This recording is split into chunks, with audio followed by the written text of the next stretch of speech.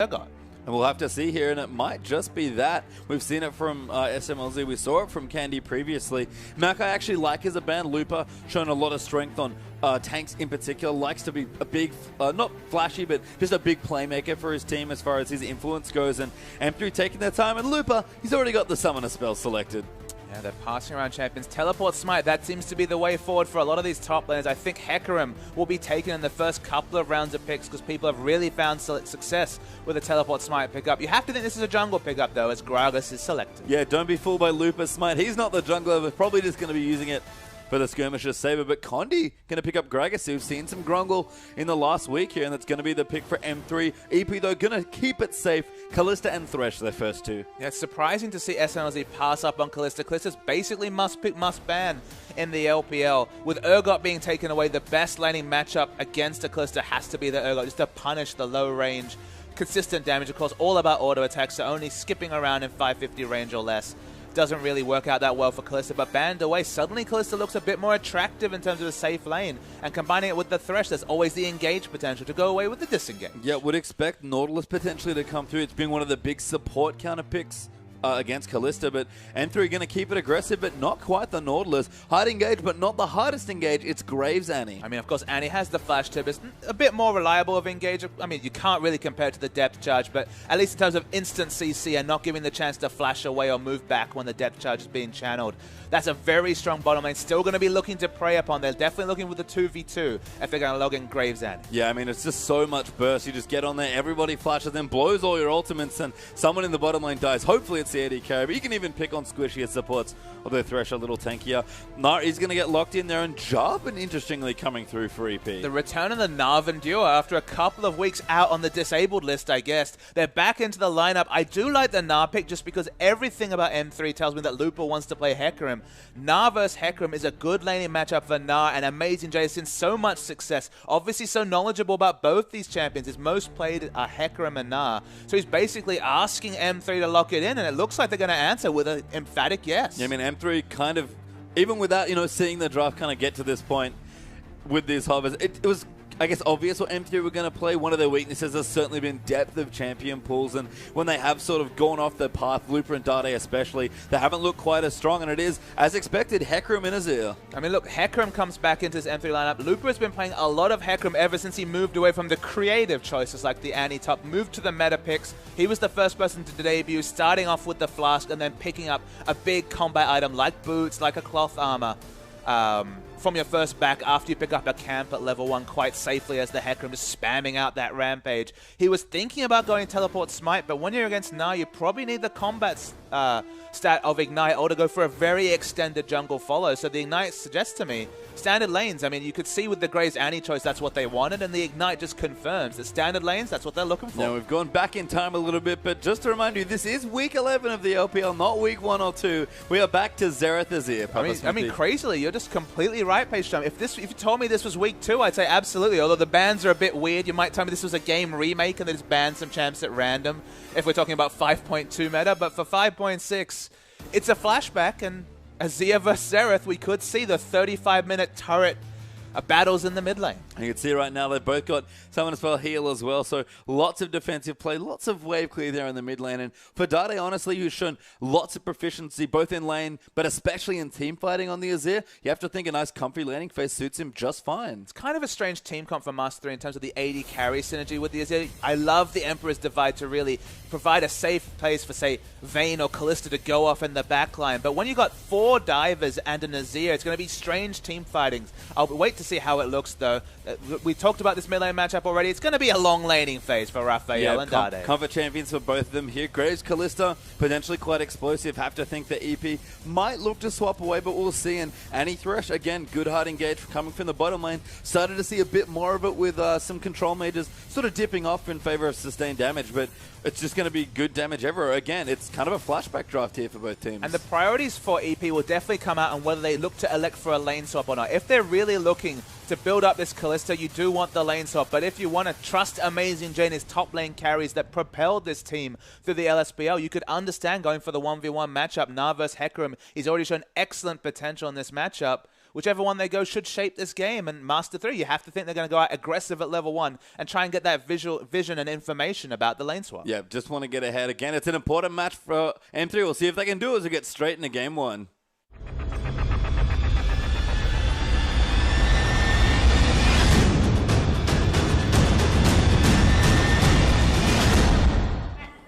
And welcome onto the Rift here for our first game between Master 3 and Energy Pacemaker. Last few games of the split are winding down here in Week 11, and still here for both teams. Important games to be played here. And for M3 especially, this is pretty much their playoff hopes on the line now. Yeah, Master 3, the 3 points, the 2-0 will propel them guaranteed ahead of World Elite. It will end World Elite's late charge towards the playoffs. Still have to look over their shoulder to see what Starhorn Royal Club are up to. But still, it's one potential challenger eliminated and one more potential chance for Dade to get that chance to really show his wares in the playoffs. And right now, lots of defensive neutral vision being placed by both teams towards the river. So not scouting for the swap, maybe just hoping in the 2v2 as Love City and SMLZ are already here in the bottom side. But looking at EP's comp, I love the Nap from Amazing J. You highlighted it already in the draft, but pairing it with the Jarvan, it's a bit of a throwback, but EP have honestly looked best when the jungler plus Amazing J have been able to get together for big team fight synergy. We had it before with Captain 57 in the Sedge. Now it's a throwback for Jizzle to Jarvan. So, I mean, it felt like some teams have really solved the whole Narvan comp, but you look at EP's team fight here.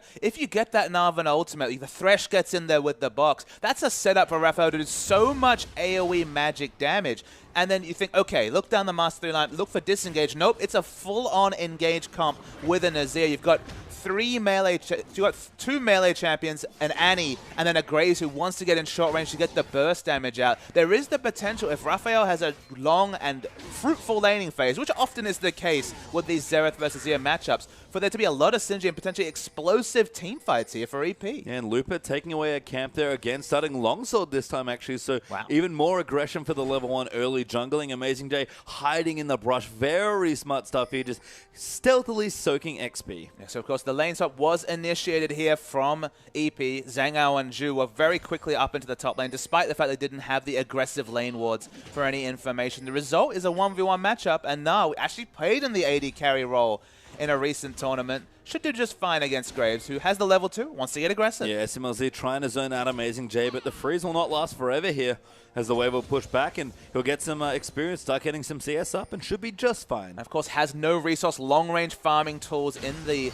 queue there, so he's quite happy to just sit back and lane. Of course, we'll cede lane control to the AD carry who pinged level 2 first, but we'll do just fine. Yeah, Amazing J popping back and down. We've talked about his mastery of the champion in both forms here, so just fine as Mini-Na right now. Roam squad, though, coming into the top side of the map, and this is dangerous here. The level 1 Annie with that stun, Lupa coming through, and a double buff Gragas here as well. They are going to move in. Who do they want to target? Either of them at this point. The stun does come out. They're onto Zanga. Lupa going to follow in, but no other CC there. And actually, Annie has to be careful. Gets ignited, hooked up as well. Ren will get first blood to Zanga. That's a really poor engage by Love City. Needed to flash and ward that brush if he was going to use the Q for a stun. Interestingly, didn't have W, so didn't have the potential for an AoE stun. But losing vision, they were never going to have enough damage to kill the stun target, and then just overextend it into a wonderful death sentence from Zhu. Poor play from Love CD and a must-win game for M3. Yeah, now that lane, I mean, some free gold there to Kalista for the first blood and plenty of control there in the top side. Lupa will be starved out for quite a while in this game. Yeah, he definitely will be. And just very questionable engage. You have to think the communication wasn't on point. Graves doing a lot of trade damage to SMLZ. To Amazing J, sorry, and just has to hang back as expected in this lane. Yeah, Drizzle does wander down, but there's a ward here already, and Annie has rejoined her lane mate there in Graves. So again, hanging out in the brush, might be looking for a stun, just getting safe XP here. That's the important thing, as Love City still level 1 after that botched engage. But it's worth noting that because he was able to start longsword, already very close to a phage in a jungle follow and then a late landing phase, has 10 CS. The Hecarim not being held down like we expected. It's just a surprise to see that with a longsword start, you can navigate one of those early camps. I think Shu was trying to match roam potentially from Annie, but Love City is already back down in the bottom, and as a result, we actually had Gragas move into babysit a little bit in the top side, and that's given Lupa much more room than we expected. Yeah, I mean, just on the minimap, hasn't been moving much. Not sure if he's actually been throwing out the barrel, but buying time for the Hecarim. Phage is such a big jump in power, scales so many times with both the health, AD, and the movement expect from the Rage.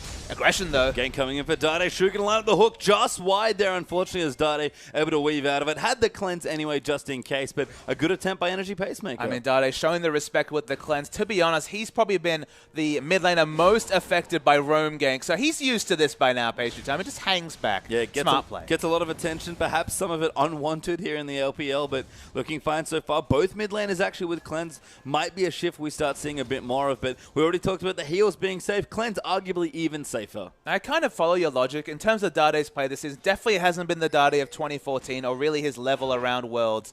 So, I mean, unwarranted is probably a fair thing to say about all the attention to Dade, but the thing about it is if M3 can play around that, when Candy was really getting going, the fact that enemy teams were camping Dade opened up space for Candy to get super aggressive on the likes of Kalista. So it's all on Dade's teammates to really use the fact that it's predictable that enemy pathing will be around mid lane and take advantage of it in top and bot. And Looper has got a bit of freedom here as a result, I suppose, but Drizzle's in the top side. Looper will spot him off there. Good trinket ward and some nice intuition from Hecarim to make sure he doesn't go down, but going to get zoned off the turret here. No flash or ulti available for Looper, so can't get out easily and doesn't finish the fade. Just a couple extra potions here, and we even got Gragas coming back up to babysit again. I mean, despite the fact that we talked about Gnar being a good 1v1 lane matchup against the Hecarim, in a lane swap, the other difference is that Rampage 350 range, the maximum farming range potential for the Hecarim compared to Gnar, who's able to throw out that Q, no resource ability, very long range, can snipe away minions. Sometimes you'll push in, so it's not always ideal, but you just have a lot more flexible options, and hell, you have a ranged auto attack. Yeah, I mean, it's just a different matchup here, and Hecarim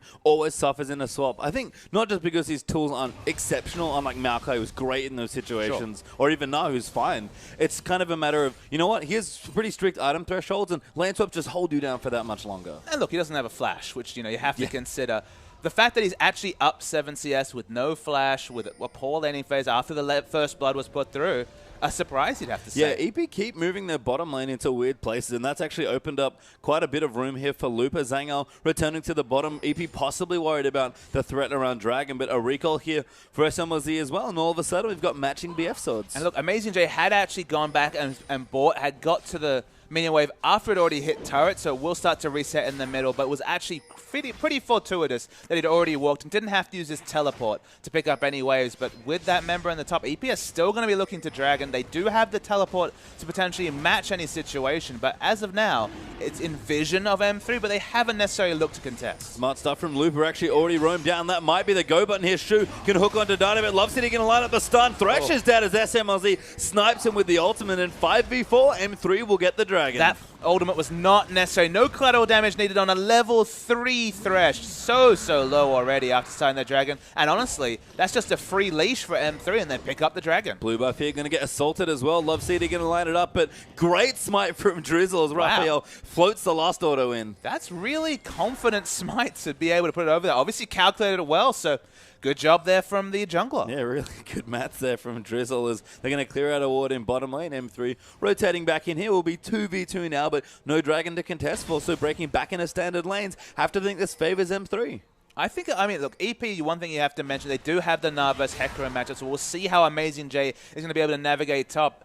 SMLZ is already very low. The item timings are even, so at this point, I mean, he's already used his collateral damage unnecessarily.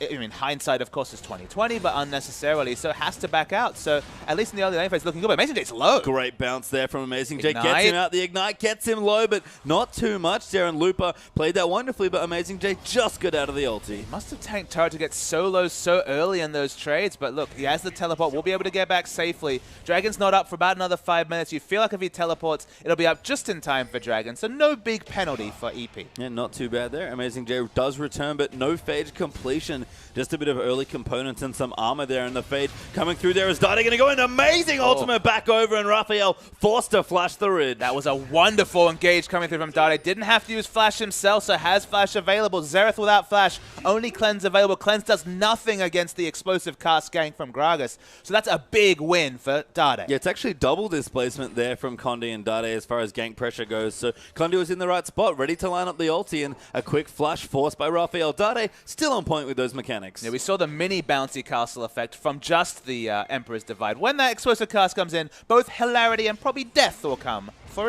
these Xerath. Good pierce, though, from Zangao, poking down Love City, level 5 now, so Tibber's not, we saw, of course, with a level 3 Thresh dying, but CS quite even, items even there as well, so things calming down a little, but Condi still hanging out in the top lane. Condi's definitely been soaking a lot of experience. I imagine he is the reason that Lupa doesn't necessarily have as many levels as Amazing J. Going aggressive now. Condi's there. Good E there from Lupa, going to move him back, but Drizzle's here as well. Will knock up Lupa, but Condi disengages with the ultimate. Amazing J gets low, but safe again. It feels like in that case the ultimate wasn't needed just because the health bar was actually very healthy. Re-engage. Good play there. Hook on a Love CD as well, but SMLZ diving forward. Fate's Call getting used. Knockup will land in. Zangao low. SMLZ flashes forward. Damage coming through. Tibbers goes down. A double kill for Graves. And I guess we can say it definitely suits M3, able to blow away the Kalista Thresh duo. Flash not enough to get Zangao out of the fight. That's a double kill coming through from SMLZ. With the BS sold already, he's going to be sitting on a mountain of gold at this point.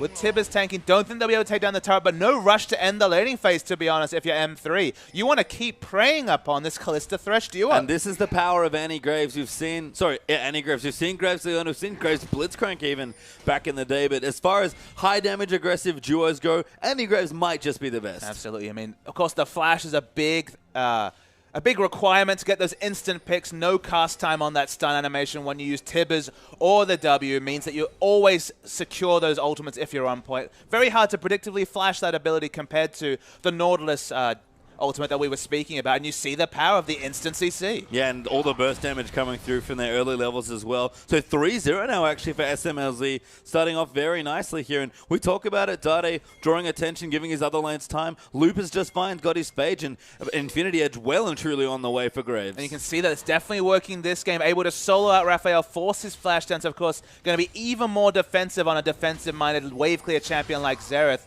And using all that pressure that he naturally draws, Dade, it's SMLZ this time that's able to take the advantage, much like Candy back in week 5 and 6. This is good play from M3.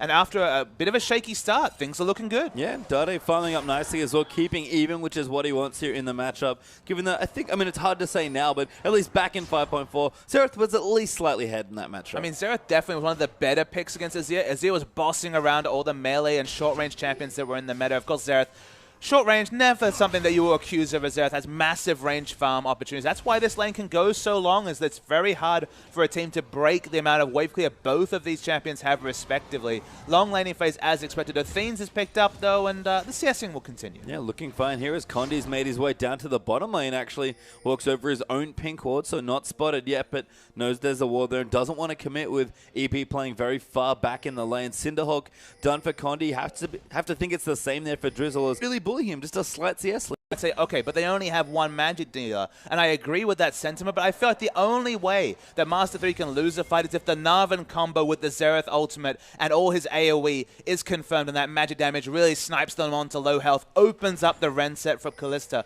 It's definitely a high skill cap thing. It requires flashes to be down and a lot of other factors, but I feel like that's, at this point, the only way that Master 3 can lose a fight, so why not just go for that Snowball Aegis and really stop that threat? Good hook there landing in. SMLZ will come in. Love City getting low, but the bear's down. Ultimate damage coming through, and Condi not needed. SMLZ, his 4th kill of the game. And it looked like a lot of bursts. You might be forgiven for thinking that a crit came through, but that's actually the Berserker Greaves and just AD being built. The spells are definitely registering from SMLZ, and it's been a horror laning phase for Zangao. Yeah, and EP, even when they confirm the hooks, can't really afford to fight now. Got a massive Graves at this point, going to have that IE well and truly done. Possibly even a bit of a Snowball Avarice Blade coming through second, and items coming through. Love City finished the Makako Tabe special with the Distortion upgraded Mobies, and Condi comes in for another gank, and honestly, he's probably okay. Keeps going into lanes. No one's giving him a gank, but that's because his laners are just doing fine on their own. Exactly. These lanes are winning. It's easy to be a jungler when all your lanes are winning to some degree. Of course, Lupa's struggling in the Amazing J matchup. Amazing J's been able to build up a CS advantage after being behind after all the early lane swaps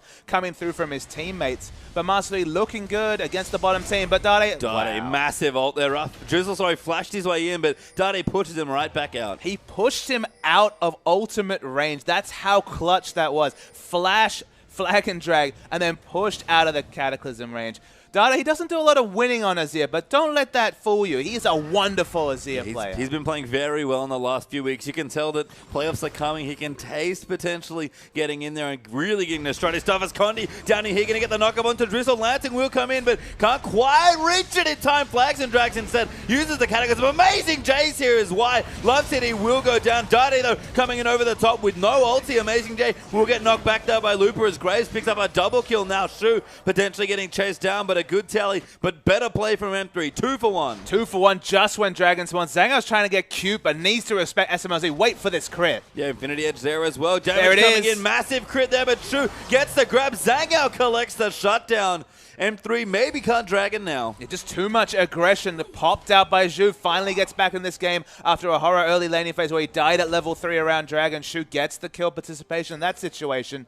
Zango's gone for the awkward build where he's stuck between a Bloodthirster and a Hurricane. Definitely not going to have a lot of teamfight impact till he has both those items. And as you could plainly see, SMLZ has the reverse problem. He's just really damn strong, and that's kind of empowered him to play overly aggressive. Yeah, Zeal coming through shortly as well, possibly for the Graves. Dade farming away. He's going to have to go back and shop now. As you can see, these mid turrets very healthy with all the wave clear coming through between the Xerath and Azir. But Dade has the themes, been playing great so far now, level 11. What's his first major purchase? It's the Merc Treads, the Dade special. The Dade special loves the Merc Treads. That's Merc Treads with Cleanse and his Flash still available. I'm going to say maybe that's too defensive. I feel like he'd just gone for a Needless Large Rod or maybe in a Blasting one, but perhaps he's not looking for a Blasting Wand or a Death Cap as a second purchase, so maybe that was the right buy with the gold. You have to think Zhonya is likely the item for Dade. It's been his standard Azir build for quite a while now, and you said it with the Merc Treads. Dade, one of the few mid laners that consistently buys this item. He's just a much more defensive-minded player. And that's why, I mean, I always compare Dade to Wayless when we're talking about Merc Treads, because Wayless, he'll look at 4 enemy CCs like a Sejuani and all sorts of other CCs and say, all right, I still need Sorcerer's Shoes, need big damage. Dade goes the other side of the coin, really goes for these defensive purchases like the Merc Treads. Was famous for doing this on the likes of Yasuo and Zed, the defensive boot choices. I think I'd much prefer this side just because if you're in a consistent damage dealer like the Azir, you're less about burst. Just get those Merc Treads because the more damage you do is related to how long you live. And with Merc Treads and Claire, it's going to live a while. And that's true of a lot of Dade's champion pool. Even Zed, who's got great burst damage with the ulti, you get a lot more purchase, especially in team fights, just by auto-attacking people as Zed. So it makes sense that that sort of play suits Dade. And it's just decisions like the Merc Treads that really opened up Dade as a famous teamfight Zed player. He was never pigeonholed into just split push and was wonderful at navigating team fights as well. I mean, you set yourself up for team fight uses. And I mean, the other thing to consider is back at the start of the season, when we saw Azir versus Xerath, we always talked about Xerath going for Zhonya's over the death cap, just so that you had those aggressive initiation options. You're going to be so flexible to do basically whatever you want in terms of displacement with Flash, Cleanse, and Merc Treads. You're about as defensive as possible in terms of utility options, and he should live a long time to just use that CC that Azir has to complement the consistent damage. And for Dade, who's certainly been a big playmaker for his team, no matter the champion, makes a lot of sense. M3 did get their second Dragon, by the way, so 2-0 up now as far as that objective goes. A slight gold lead here for M3 of about 1,500 gold, but nothing massive at all. And everything's sort of quiet here, but M3 starting to slowly pile up advantages. I guess the only thing is that EP do have a turret to zero, because that will actually start to extend the gold lead when they can answer that structure. Turrets are very safe as expected, as minion waves just explode in mid lane. Yeah, Dade trying to get a bit of poke, but can't get close enough to the turret to auto-attack it. Or arise it there with his W. Raphael scouting around, got a blasting one, so probably a death cap coming through here, but we'll see what he wants to go for. Love City's found him, though. Tibbet's down, instant cleanse. There's more coming. But now Looper's in here, Condi coming as well, and can't get out of that. Gragas gets the kill. And you have to say, even with Flash Cleanse, what are you going to do against Gragas in a team fight? You have to feel like Condi is definitely going to be focusing on this immovable Azir, because Cleanse does nothing against the explosive class displacement. It's the same with the Azir displacement as well. Sure. We already talked about it with the early gank that Dade attempted. That's the biggest issue with Xerath. If people can ever get on top of you, your effectiveness drops significantly. And with Gragas jungle entering the meta, you have to question some of these Azir pickups. It looks safe, especially in the lane matchup. But with Gragas and other displacements being the vogue, it actually indirectly hurts Raphael on this Xerath a lot. It does, as Dade continuing to farm away. Only 2 assists. We talked about it a little bit last week, but Dade certainly not been the beneficiary of a lot of kills when his team set them up. They're going to be happy with a 6-1 Graves, though. He's got all the kill credit. Condi, maybe that's not the ideal, but Dade himself, he's going to be feeling just fine. Yeah, and Looper now Trinity Force completed, so lots of first early items coming through for M3. Dade gets out swiftly there with the EQ combo, wanting to make sure he stays safe there. Looper still farming away, very competitive now against Amazing J, even though Giant Spelled Spectre's Calphage, not too bad for Gnar either. I mean, you have to say, the fact that we haven't called out the name of Looper and Amazing J ever since they started meeting in a 1v1 lane suits Looper to a T, because he's got a trendy force with little or no interruption, and we could see an engage. Love City coming in for a stun, but that's a Mega Noyo trying to kill. Really tanky with the flash. Ulti there might save him. Looper just in range actually does get the fear. Gonna chase in, but the wallop keeps Looper back, but Amazing J burns a lot to stay alive. Yeah, in the Mega Gnar form, about 800 health, even though the Ignite was already blown by Looper. Guess the cooldown was perhaps a little bit optimistic coming through. And speaking of optimism, Zhangao needs to exit lane every time SMLZ comes into it. Yeah, Bloodthirster done and Recurve bow plus Berserker Greaves completed, so Hurricane on the way. Kalista will be ready soon-ish. Not going to help him in lane 1v1 against the Graves. No, not the Infinity Edge. Has $1 million to spend probably at this point in the shop. Dollars, you think, on the Rift? I'm not sure. You know what? We'll figure that one out later here. As we do almost have the Zeal completed there for Graves. There he goes back. Does get the Phantom Dancer. Spends all those dollars. Wow, that's a big item cap to be hit. He's definitely been the benefactor. You could tell from the kills, but the CS as well is very healthy. Amazing J, I think they need to stop trying to kill him, but they might get him this time. They're stunning there as well from Tibbers. They're going to try barrel slow. Moves in for Looper as Love CD collects that kill. Had a second Ignite ready. And I guess the second Ignite, but crucially in that case, he's in Mininar form. Lower health total and resist. And maybe they're just focusing every turret except for Xerath because they're much easier to siege. Well, SMLZ's here now, so he's going to start to get to the business end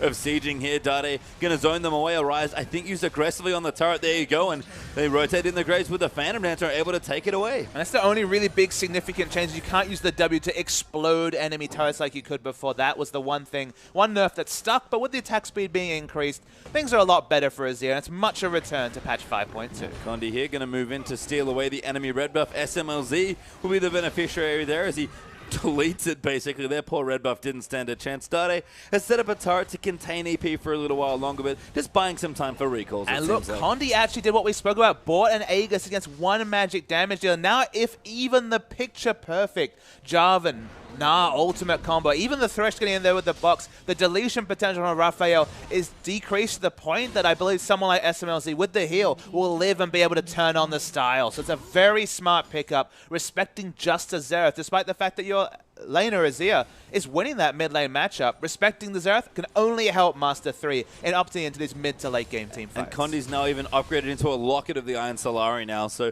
just a bit of extra shield helps against no matter the damage type, as well as Dade also gone back for a major shopping trip. Need to see Large Rod Sting, a big mid game power now for M3. And these are very fleeting words that we have not used many times this season when describing M3, but they're doing well. They're thinking moves ahead. They're rotating well onto multiple targets when they have summoners down, and they're building and comping around the enemy. So credit M3. Good time to hit high gear when you're about to walk into playoffs. And as we look over the other mid laner, actually, Raphael doing his best Dade impression, you have to think. We talked a lot about the duo Dade mentality and losing games with that Majias coming through, and that's what Raphael's opted for here. I wonder what Dade's win rate is with Majias Pastry Time in his career. Are we talking 20, 30%? It's always just a cry of optimism. It's always, well, if I get 10 stacks in a team fight, I'll be pretty damn strong afterwards. That's all Raphael can really hope for, because we've already discussed there's plenty of people, as an explosive cask, for example, with his name written on it.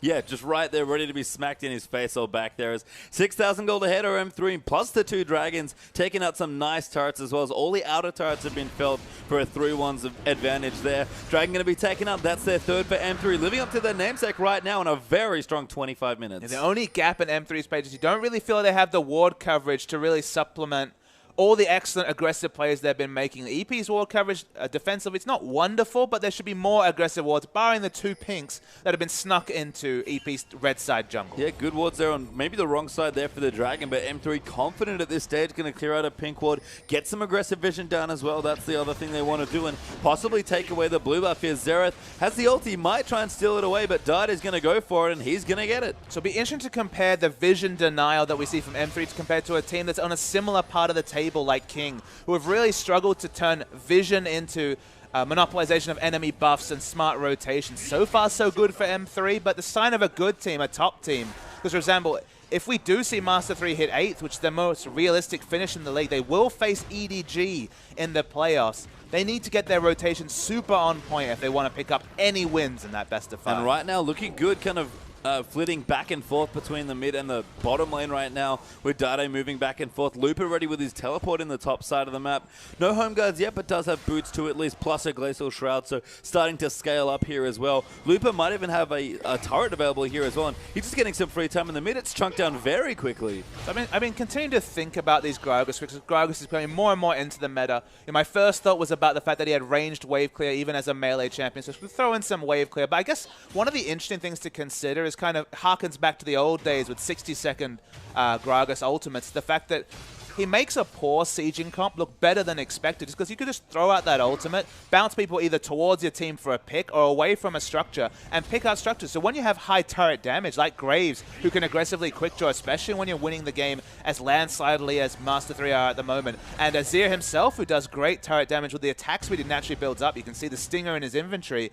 Gragas does a lot of work in those situations. Just, again, taking a poor siege comp from a pretty damn decent one. He translates turret damage into turret siege when most champions, they can't hope to do that. And Dade now aggressively poking Raffia out, kind of dueling his Sun turret versus the actual turret here for M3, but SMLZ rotating once again and finishes off the turret. Yeah, and this is a Xerath who's had 2 turrets pushed in at 26 minutes. That tells you how this game is going from Master 3. Has to respect all the engage, even with Flash and Cleanse up. It's always nice to see strategies to counter strategies that we've seen employed so often. How many times have we seen Xerath versus Zia in the LPL's 11 weeks? Maybe 20 times? Like, it's probably over 20. That's how often we've seen this one mid lane matchup. And finally, as the meta evolves, so do the counter strategies. Yeah, and finally, 5.6, we talked about it. This game in particular kind of looked like a week 2 5.4 game, but, adding the Gragas in does add a nice element here to the comp. And just in general, Gragas from the jungle, quite tanky, great CC, and decent at picking on other enemy junglers. It just feels like almost a natural evolution of the Shyvana picks that we've been seeing. You say quite tanky. Sorry, I meant Sejuani. He's so tanky with CDR and the ability to just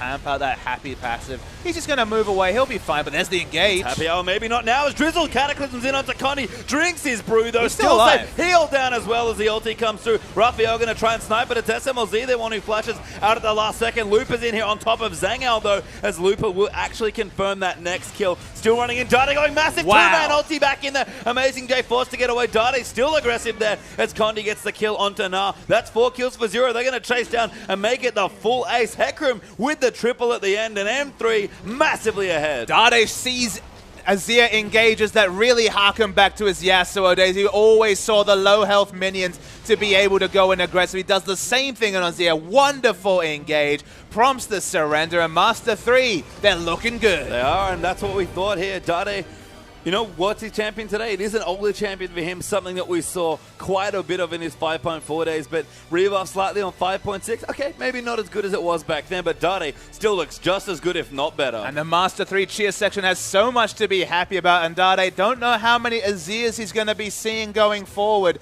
Azir back in the meta. Azir definitely going to be a needed ban against Dade. Wonderful performance from him, and M3 in general. SMLZ asked about him as a player, looked